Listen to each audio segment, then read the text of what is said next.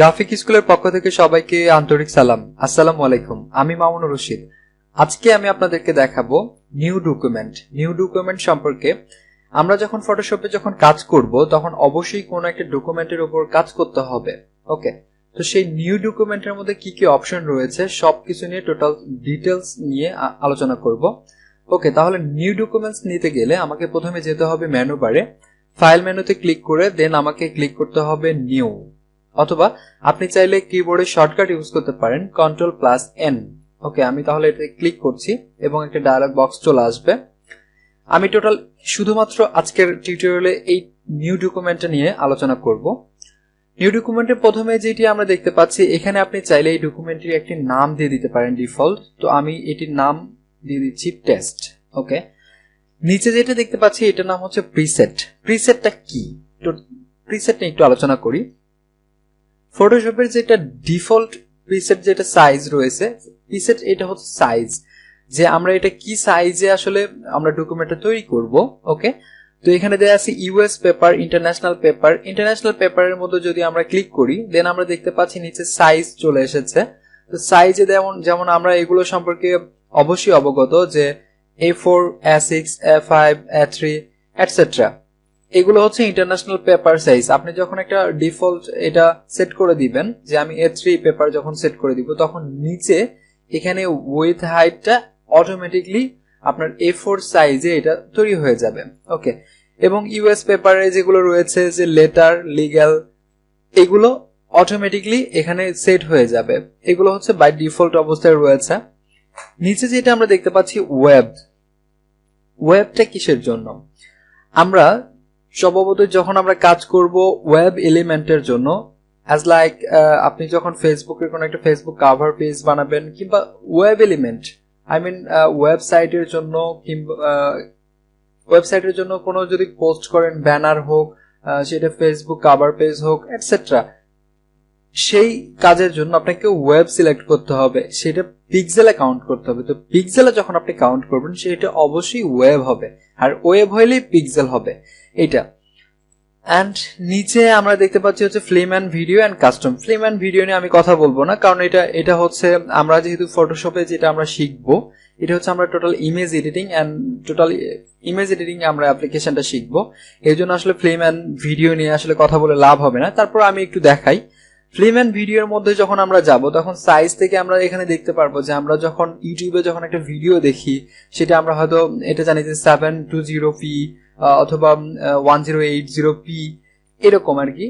তো সেই জিনিসগুলো আমরা দেখতে পাচ্ছি যে এখানে দেখেন HDV 720p 1080p। তো এগুলো হচ্ছে কি একটা বাই ডিফল্ট আপনার ফিল্ম অ্যান্ড ভিডিওর জন্য যে সাইজগুলো রয়েছে সেই সাইজগুলো এখানে দেয়া রয়েছে। ওকে, তো আমরা যদি কাস্টম করতে চাই তাহলে এখানে আমি কাস্টমে ক্লিক করতে পারি, অথবা আপনি যখন উইথ হাইটটা এখানে চেঞ্জ করবেন তখন অটোমেটিকলি এখানে প্রিসেটটা কাস্টমে রূপান্তরিত হয়ে যাবে, কারণ আপনি এখানে যখন এডিট করবেন তখন সেটা অবশ্যই কাস্টমে হয়ে যাবে। তো আমরা সবগুলো বুঝলাম যে এগুলোতে প্রিসেট জিনিসটা কি। যখন প্রিসেটে আমরা যাব তখন সাইজের অপশনগুলো চলে আসছে। তো প্রিসেট এন্ড সাইজটা আমরা বুঝলাম। এন্ড উইথ হাইটটা কি এখানে কাজ করবে। এখন কোন বায়ার আপনাকে বলেছে যে এই উইথ দেখা যাচ্ছে 500x700 পিক্সেলের একটা আপনাকে ব্যানার বানাতে হবে। তো সেই 700x500 মানে প্রথমে যেটা বলবে সেটা হচ্ছে আপনার উইথ, এন্ড পরে যেটা বলা হয় সেটা হয় হচ্ছে হাইট। তো এই হচ্ছে ব্যাপার। এন্ড আপনি চাইলে এটা পিক্সেলের কথা বললাম আমি, এখানে ইঞ্চ করে দিতে পারেন, পিক্সেল করে দিতে পারেন, centimetre, metre, point, picas, column ইত্যাদি। এই কয়টা আপনার 7টা এখানে অপশন পাবেন। উইথের মতো সেম অবস্থা নিচে আপনি হাইটে একই জিনিসগুলোই পাবেন।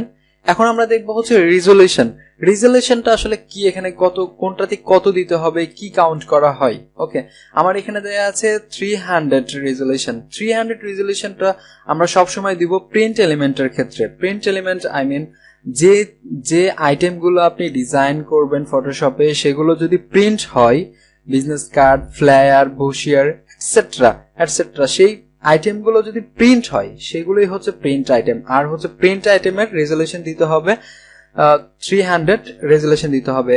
এটাকে কেউ ডিপিআই বলে। তো রেজলিউশন ডিপিআই সেম জিনিস। এন্ড আপনি পাশে যেটা দেখতে পাচ্ছেন এটা pixel per inch. Okay, DPI শব্দের অর্থ হচ্ছে পিক্সেল পার ইঞ্চ, এজন্য ডিপিআই রেজোলিউশন সেম কথা।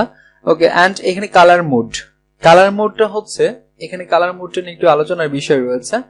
Bitmap, grey scale, RGB, CMYK and lab colour, কোন কালারটা আপনি কোথায় ইউজ করবেন। ওকে, আমি বিটম্যাপ এন্ড গ্রে স্কেলটা আমি যখন কাজ করে দেখাবো আপনাদেরকে, তখন এই দুইটা নিয়ে আমি আলোচনা করব যে গ্রে স্কেলটা কেমন হয় এন্ড বিটম্যাপটা কেমন হয়। ওকে, বিটম্যাপের আগে যদি আমি গ্রে স্কেলটা নিয়ে যদি কাজ করে দেখি, দেখেন আমার এটা গ্রে স্কেল রয়েছে। এখন আমি যদি এইটাতে ওপেন করে কোন একটা ইমেজ যদি এখানে নিয়ে আসি, সেটা যদি কালার ইমেজ হয়, সেই গ্রে স্কেলের উপর নিয়ে আসলে হোয়াইট এন্ড ব্ল্যাক হয়ে যাবে। তো এটা হচ্ছে গ্রে স্কেলের কাজ, হোয়াইট এন্ড ব্ল্যাক করা। এন্ড আরজিবি যেটা মুড, আরজিবি মুডটা হচ্ছে যে red, green, blue. Red, green, blue, এই আরজিবিটা আমরা ইউজ করব কোথায়? যখন আমরা কোনো ওয়েব এলিমেন্টে কাজ করব। আমি প্রথমেই আপনাদেরকে ক্লিয়ার করেছি ওয়েব এলিমেন্টটা কি। তো আমরা যখন ওয়েব এলিমেন্টের জন্য কাজ করব, তখন সেটা অবশ্যই আরজিবি মুডে থাকতে হবে যেটা। এন্ড সিএমওয়াইকে মুডটা কি? সিএমওয়াইকে মুডটা হচ্ছে সায়ান, ম্যাজেন্টা, ইয়েলো এন্ড কি ব্ল্যাক। কে ফর কি ব্ল্যাক। ওকে, তো এইটা আমরা কখন ইউজ করব? এটা যখন যে কোনো প্রিন্ট এলিমেন্টের ক্ষেত্রে আমরা যে প্রোডাক্ট গুলো আসলে প্রিন্ট করব ফটোশপে এডিট করার পর, ফটোশপে ডিজাইন করার পর, সেই জিনিসগুলো আমরা করতে চাইলে তখন প্রথমেই আমাদেরকে ডকুমেন্ট সেট আপ করার সময় অবশ্যই এখানে সিএমওয়াই কে নিতে হবে এন্ড এখানে 300 ডিপিআই নিতে হবে। এটা হচ্ছে প্রিন্ট এলিমেন্টের ক্ষেত্রে। এন্ড আমরা যখন ওয়েব এলিমেন্টের জন্য কাজ করব, সেক্ষেত্রে আমাদেরকে আরজিবি মোড থাকতে হবে এন্ড এখানে 72 রেজোলিউশন থাকতে হবে। এন্ড আমরা কালার মোডের পাশে যেটা দেখতে পাচ্ছি 8 বিট, বিটটা কি?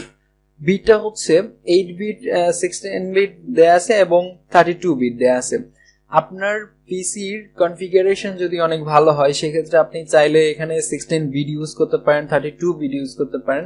বিট সমান এখানে বোঝাচ্ছে যে আপনার কালার পিকার এখানে কতগুলো কালার নিয়ে কাজ করবে। তো 8 বিটের মধ্যে হিউজ পরিমাণ কালার রয়েছে, 8 বিটটা এনাফ।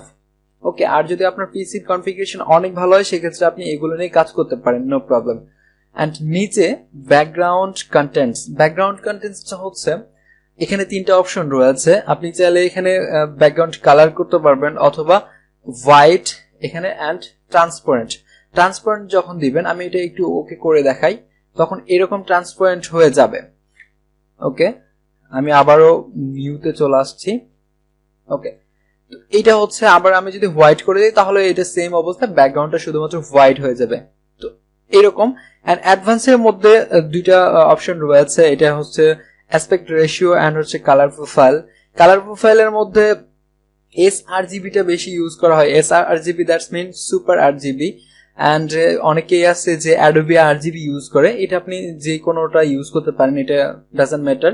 এন্ড নিচে হচ্ছে aspect ratio, aspect ratio square pixel. আচ্ছা, আমি অ্যাসপেক্ট রেশিও সম্পর্কে যদি আপনাদেরকে ক্লিয়ার করি, সেটা হচ্ছে, ওকে, আমি একটা ইমেজ প্লেস করলাম এখানে।